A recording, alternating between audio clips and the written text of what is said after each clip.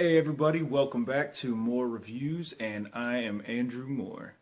Today we're going to be talking about Birth of a Nation. Birth of a Nation is the directorial debut from Nate Parker, who also acts in, writes, and produces this movie. As many of you know, this film has had an interesting journey up until now. Back at Sundance in January, just rave reviews. Everyone was talking about, already getting talk as Best Picture for next year, Best Director, Best Actor for Nate Parker, who was relatively an unknown at the time. Then $17.5 million paid by Fox Searchlight to acquire the rights to the movie, which was the highest ever at Sundance at the time. And I gotta say, I bought into the hype. I was very excited about this movie. It seemed awesome, and you just got a couple still images. There was no trailer or anything like that, but that combined with the that combined with the buzz that was coming out of Sundance made it right away the first must-see movie of 2016. Then moving on, a couple months later, we finally got the first trailer for Birth of a Nation. And it was not good at all. It just seemed completely just cheesy, and everything was ridiculously over the top, just trying to be extremely dramatic, just melodramatic, and I thought it was going to be a different type of movie. I knew that still going into it, I would have an open mind, and I was still very excited about seeing it. There's plenty of great movies that have bad trailers. Then, a couple of weeks after the bad trailer came the information about Nate Parker and his personal life in the past. For the sake of this review, we will not be talking about that. That does not affect the way I'm going to look at and review the movie. Getting into the actual movie, this movie is essentially a biopic about Nat Turner. You get it all the way from him as a small child up until his eventual gathering of slaves and revolting against the white masters.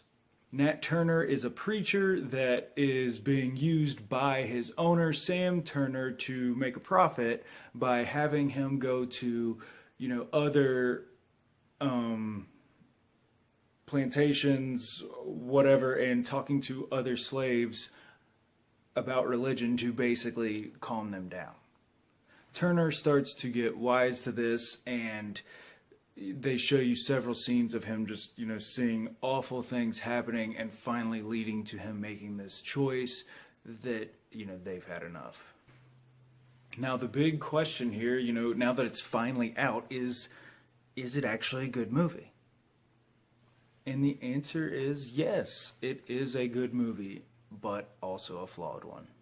From the beginning, I was very entertained by this movie, and I thought, in particular, Nate Parker's performance was very good. Well, his was pretty much the only one that had a chance to be very good, as most of the other actors do not get a lot of screen time. Armie Hammer was okay. I thought he was a little, just Armie Hammer. Like, there wasn't a lot to him. Jackie Earle Haley, I didn't care for at all. I thought he was just ridiculously over the top. I usually really like him as a character actor and was expecting a little bit better. My favorite performance in the movie was actually Aja Naomi King, who played Cherry Ann, Nat Turner's wife in the movie.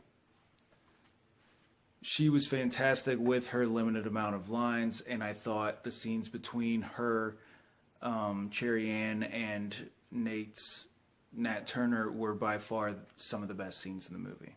Subtlety is really not anywhere in this movie at all, and I just felt like every sort of awful thing we see in this movie, it just seemed very like, hitting the bullet points of like, we have to show this, we have to show that this happened, there has to be, a whipping scene, there has to be a rape, And, all those things happened, and they do need to be depicted in the movie, but it just seemed like it was very going just by the numbers of things we need to show you so you can understand how important this is. That also ties into the use of some of the songs in this movie, which are very, generic choices that didn't really show much creativity. I think some people are gonna not like, some of the kind of like cutesy romance scenes between Cherry Ann and Nat, but those were some of my favorite scenes in the movie. I liked that it took us a little bit out of the horrors of what was going on, because it reminds you that, in the darkest, most terrible, most evil of times, people can still find love in each other and be happy, no matter how shitty things are that are going on. And I feel like a lot of times in movies like this, people just get reduced to these broken down, depressing humans that cannot experience any sort of joy, and I just don't agree with that. I think that there can still be moments of happiness, even when everything around you is awful. The character I liked most in the movie, well, not that I liked personally, but I liked the use of the character, was Elizabeth Turner, who plays the mother of Sam Turner. Her character throughout the movie is very loving and caring to all of the slaves. There's several moments where she has a moment to step up and defend them, and Penelope Ann Miller, I hope this was intended, but she plays it so well throughout the movie, in which you can just see on her face that she feels so good about everything she's doing. But in the end, she does care a lot about the slaves, and you can see she wants to go out of her way to do nice things, but she still owns slaves. She still is very much a product of her environment. She does care about them, but she cares about them in the way someone cares about a dog or a cat. She wants them to be okay. She wants them to be happy, but they are not. She does not see them as humans that are on the same level as her. And the reason I like this so much in the movie is because you can just tell that she doesn't know that she is a bad person herself. She has no idea. She thinks that she is good, and she thinks that she is supporting these people. And if there's any tie-in with this movie to what's going on now, which the rest of this movie there is not, I mean, let's be real, most of this movie, it's kind of a popcorn flick. It's much closer to Braveheart than it is 12 Years a Slave. But if there is any sort of tie-in to what's going on today, I would say it has to do with this character.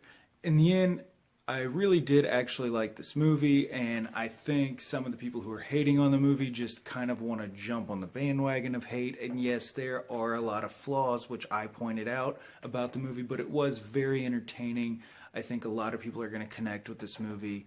And I am going to give Birth of a Nation 3.5 out of 5 stars, which is still a positive review. So